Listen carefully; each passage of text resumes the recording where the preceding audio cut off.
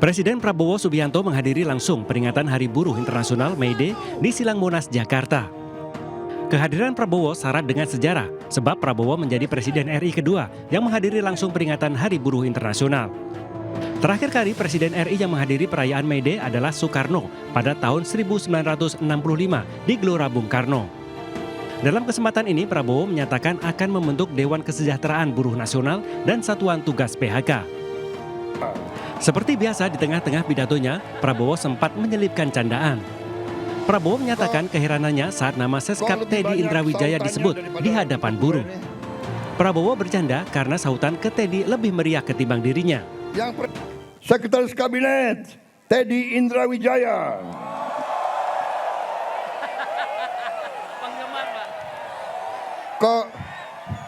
Kok lebih banyak sautannya daripada untuk gue nih? Yang presiden gue nih. Tak hanya itu, Presiden Prabowo juga berkelakar ke Kapolri Jenderal Listio Sigit Prabowo dan Panglima TNI Jenderal Agus Subianto. Presiden berkelakar tidak akan ganti Kapolri dan Panglima TNI karena ada nama Prabowo dan Subianto. Terhormat Kepala Kepolisian Republik Indonesia Jenderal Polisi Listio Sigit Prabowo. Memang Prabowo ini namanya sak keranjang itu. Panglima TNI Jenderal TNI Agus Subianto. Jadi ada Kapolri namanya Prabowo, Panglima TNI namanya Subianto.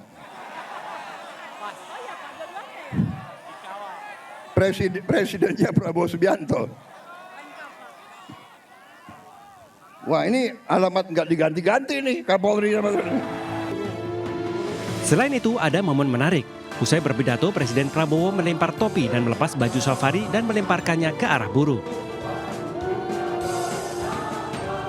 Setelah itu Prabowo langsung naik ke mobil dinasnya.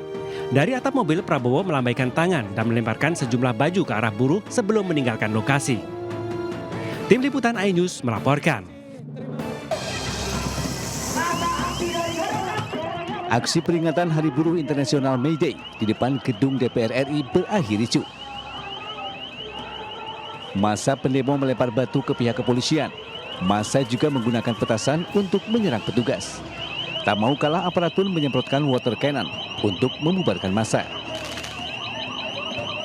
Aparat yang memakai tameng juga memaksa massa untuk mundur. Upaya polisi akhirnya berhasil. Massa akhirnya mundur ke Jalan Gatot Subroto. Setelah itu massa akhirnya membubarkan diri dan ruas jalan di depan gedung DPR MPR steril. Tim Liputan iNews melaporkan.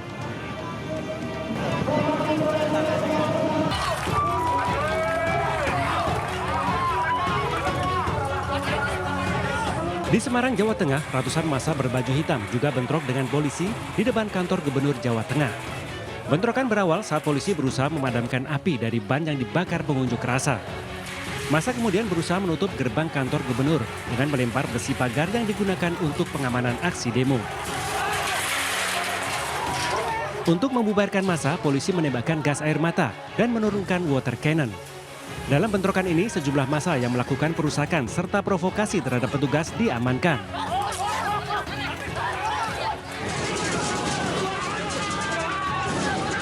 Ratusan massa aksi yang tergabung dalam organisasi buruh di depan kantor DPRD Provinsi Sulawesi Selatan berlangsung ricuh. Massa buruh yang kesal tak kunjung ditemui anggota dewan, menendang pagar serta berusaha menerobos pagar kantor DPRD Provinsi namun dihalangi petugas. Kericuan mereda setelah massa buruh ditemui Ketua DPRD Sulawesi Selatan dan menerima aspirasi yang disampaikan para buruh.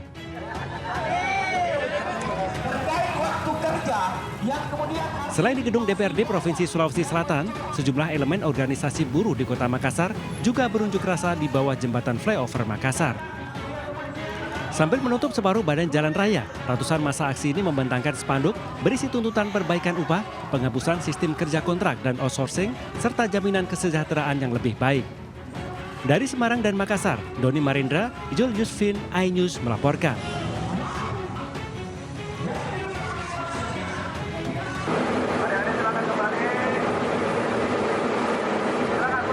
Sementara di Bandung, Jawa Barat, ratusan massa berpakaian serba hitam terlibat kericuhan dengan aparat kepolisian. Tidak hanya itu, massa juga merusak fasilitas umum di sepanjang kawasan tersebut. Kejadian bermula saat petugas kepolisian mengatur lalu lintas akibat adanya unjuk rasa.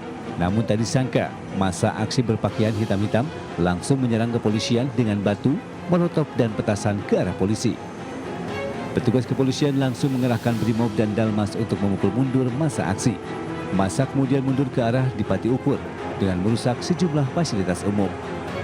Beberapa kelompok ya yang menggunakan baju-baju hitam ya, dan juga ada beberapa mereka yang langsung merangsak bergabung dengan mereka dan melakukan provokasi massa kepada kepolisian.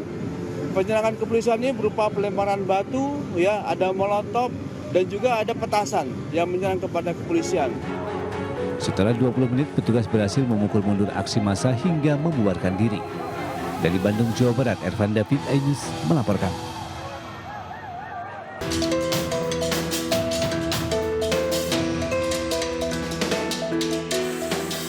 Pembiaran terhadap keberadaan gunung sampah di tepi ruas Jalan Nasional Sungai Penuh menuju pesisir selatan Sumatera Barat akhirnya berujung bencana. Sebuah mobil yang dikendarai Direktur Utama PDAM Tirta Kayangan Sungai Penuh dan keluarganya tertimpa longsoran gunung sampah yang ada di tepi jalan hingga mobil terseret dan jatuh ke dalam jurang yang cukup dalam. Insiden yang terjadi di kilometer 7 Desa Sungai Ning, Kecamatan Sungai Bungkal ini berawal dari hujan deras yang turun semalaman hingga memicu longsor sampah. Beruntung tidak ada korban jiwa dalam peristiwa ini, meski mobil minibus mengalami kerusakan parah. Kami dari dulu sudah kami sampaikan untuk menutup TPA tersebut karena dampaknya sudah cukup luar biasa bagi kami.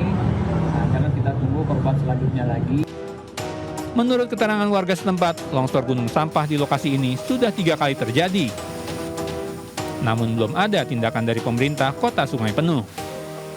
Warga berharap tempat pembuangan akhir sampah di desa tersebut segera ditutup dan dipindahkan agar peristiwa serupa tidak terulang lagi. Dari Kota Sungai Penuh Jambi, Kapior Gandhi, iNews melaporkan.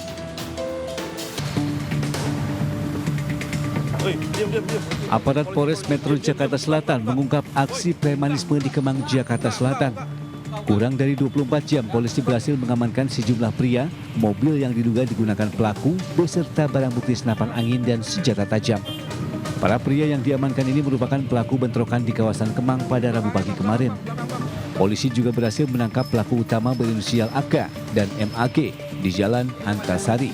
Kedua pelaku tertangkap saat mencoba melarikan diri menggunakan mobil berwarna kuning yang digunakan untuk menyuplai senjata. Usai pelaku ditangkap, polisi melakukan penggeledahan di sebuah rumah di Jalan Kemang Utara G nomor 01 dan berhasil mengamankan 4 senapan angin dengan berbagai merek, 3 parang, 9 handphone dan 1 unit mobil Agya warna kuning. Para pelaku dan barang bukti saat ini diamankan ke Polres Metro Jakarta Selatan. Polisi memastikan tidak ada ruang bagi pelaku premanisme yang membuat keresahan di tengah masyarakat. Dari Jakarta, Rizky Paluvi, iNews melaporkan.